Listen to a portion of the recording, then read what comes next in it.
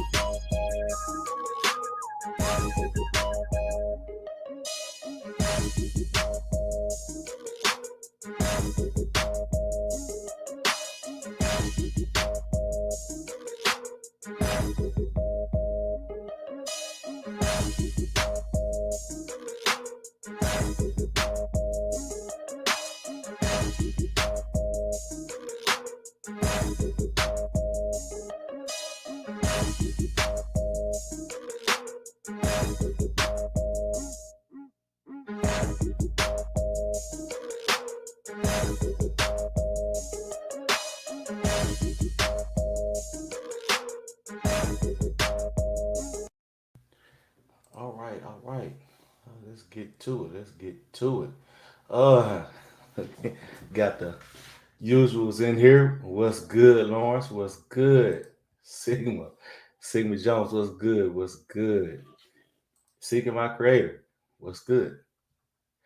All right. So yes, as you could tell by the title, yes, I will be going in on old niggas today. Feel like it's something that needs to be done. But yeah, it's been a while. But I took a much needed break for YouTube streaming and everything for a little bit. But back at it again here today, and yeah, going in on old niggas again because I get tired of hearing their feelings on the failures of the younger generation of fools they nurtured to be failures just like them. This is the perfect time of year to hear and see old niggas who are dumber but have the same level of accountability as the gods that they worship. And if you don't know who their gods are, it's these hoes.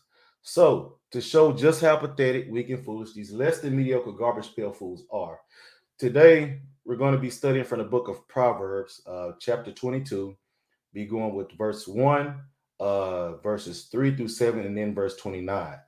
I'll be reading. I got some verses today from the Amplified version as well. You know, hey, you you Lawrence, hey, we know you ain't one of them old niggas. We know that. We know that. So you all good. You all good. But yeah, I'm going in on today. Uh, I gotta say, shout out to Ty City for that. For the stream he did. Old niggas got to go. I cannot agree more. Ty City is right about that. These dudes got to go. But I will be reading today from both the Amplified. I took versions from both the Amplified and King James version. Uh, it just seemed that some sound got to the point better than others did. So I like to sometimes I balance between them, depending on how the wording is. So Proverbs chapter 22, verse 1, uh, starts like this: A good name earned by honorable behavior, godly wisdom, moral courage, and personal integrity is more desirable than great riches, and favor is better than silver and gold. Now, because we're talking about old niggas, these old fools, uh, where it says here at the last part, favor is better than silver and gold. For them, because of the gods they worship, silver and gold don't apply here. It's these hoes that apply here. That's what is desirable to them, and that's what they want. Your purpose and your everything, your interest. For all the young fellas out there, they want your interest to be in that. It can't be. They don't want you to be the next Jeff Bezos or Elon Musk or anything like that. You you got to be at these hoes. You got to be the next pimp. But as Zero has said before, the internet did to the pimp what it did to the newspaper. It made it irrelevant. So there's no point, anyways, in trying to be that. Uh, there's no point. What's good, so? There's no point in trying to be that. It gains you nothing. Um, you should have your focus on more sound things. You should have your purpose. You should have your focus on a purpose that is beneficial actually to you. So moving forward, verse 3: A prudent man sees danger and takes refuge, but the simple or naive or foolish keep going and suffer for it. This one right here makes me think of whenever old people, when the old niggas say, you just get to live to be my age. But they always telling they see the danger, but they don't take refuge away from you. They want to go into it. They want you to go into that dumb stuff. Uh, so yeah, don't be like that. If you see the danger, ain't no point in having to suffer consequences that you don't have to do. I mean, everybody's gonna have problems in their life that you that are unavoidable. You're gonna have something. You got hurricanes, earthquakes, things like problems like that. You have no control over. But not walking out in oncoming traffic, yeah, you can stop that. You don't have to walk out in front of. But they want you to do stupid stuff. Being wise, wisdom is learning from other people's mistakes as well as your own. So, verse 4: the reward for humility, and that is having a realistic view of one's own importance. And then the reverent, meaning worship, and the worshipful fear of the Lord is riches, honor, and life. Now, here with this one, that that beginning part, the reward for humility, which means having a realistic view of one's own importance. We see so many times with these old niggas, they don't have a realistic view of their own importance. They they feel that they're more, and I had to say that word, feel that they're more important than what they actually are. Uh, and most of the time, from what I see from them, I mean, you can't really too much learn what to do. It's more about you learn more of what not to do from looking at these dudes. Uh, so they're the realistic view of their own importance. They don't their the view of themselves is overblown. I mean, these guys are delirious about how important they think that I mean, they're delusional about how important they feel that they actually are. Um, and it shows with all the problems, especially with the verse before. That they suffer for all uh, the decisions that they have made. Um, and that's what it talks about. That their reward. That's what it's talking about. Having a realistic view of your own importance, and then all that fear of the Lord. All that is just making proper decisions, applying proper decisions to your life. That's all it means. I mean, because all that fear of the Lord when it talks about is knowing and understanding the laws, codes, and rules to life that are given in here. Just applying them.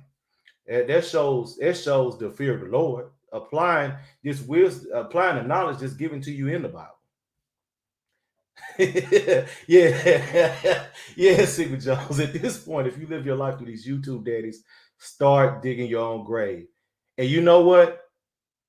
Just to say, not just these YouTube daddies, but these failed nigga daddies outside in society too. Yeah. Yes. If they do, they won't be able to afford a grave. Yes. Too true. Too true. Moving forward. So, verse 5. Thorns and snares are in the way of the obstinate. And for anybody that may not know, hold on, let's go here. The definition for obstinate in this case is meaning someone who, an obstinate person, meaning stubbornly adhering to an opinion, purpose, or course, or course in spite of reason. Now, let me say that again. This is what obstinate means here. Stubbornly adhering to an opinion, purpose, or course in spite of reason. So, yeah. So now, thorns and snares are in the way of the obstinate. He who guards himself with godly wisdom will be far from them and avoid the consequences they suffer. Now you see, with these old niggas right here, they don't have that wisdom. They don't avoid the consequences. So because of it, they suffer from it. And then this next one here, it says enough about their complaints of the younger generation here. Her complaints about him. So, verse 6. Train up a child in the way he should go, teaching him to seek God's wisdom and will for his abilities and talents. Even when he is old, he will not depart from it. Now,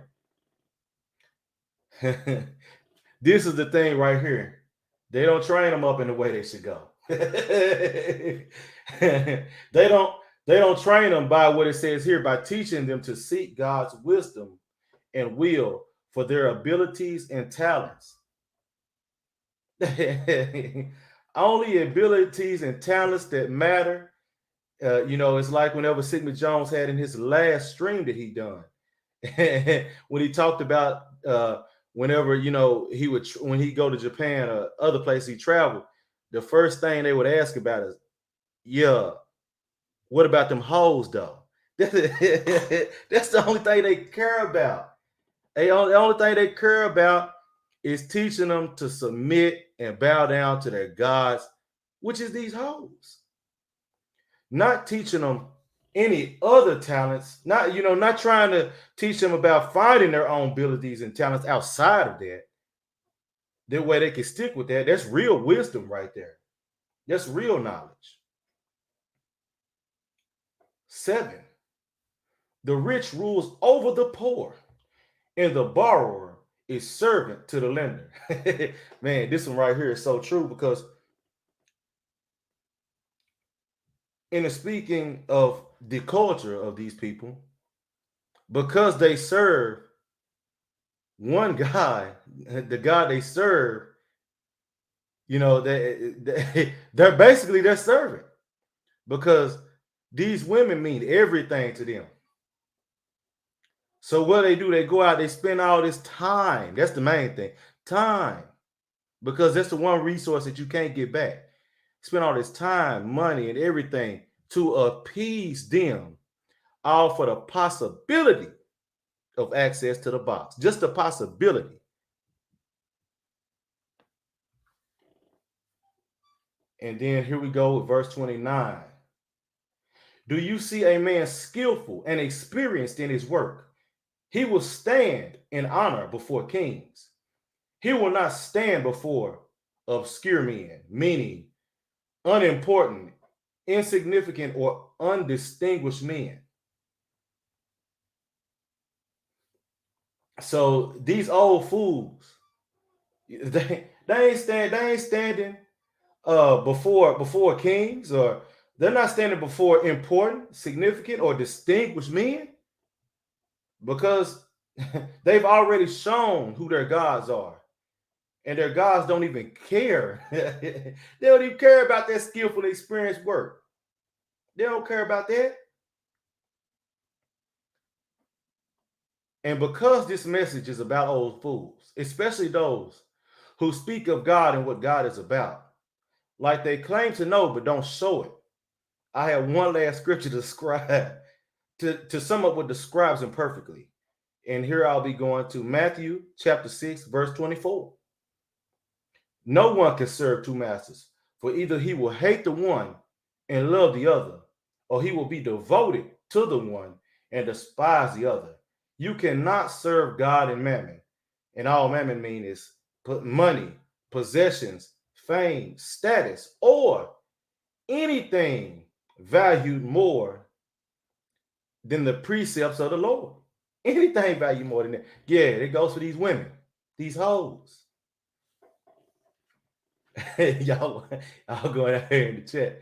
Yeah, I.e. a fool. Yeah, they are. Yeah, they can't afford. They ain't nice, grave in a serene environment. I would send them out in the desert. At least that's dirt cheap. Oh, man. Unfortunately, they still wouldn't get it. They'll start talking about building a Las Vegas. Yeah. Yeah. Placing hope and belief, faith and trust in others, making these people that they place that in, namely, i.e., these hoes, they're gods. Yeah. That's what they do. That's what they do. Yeah. If you build it, they will come as niggas. That's pretty much it.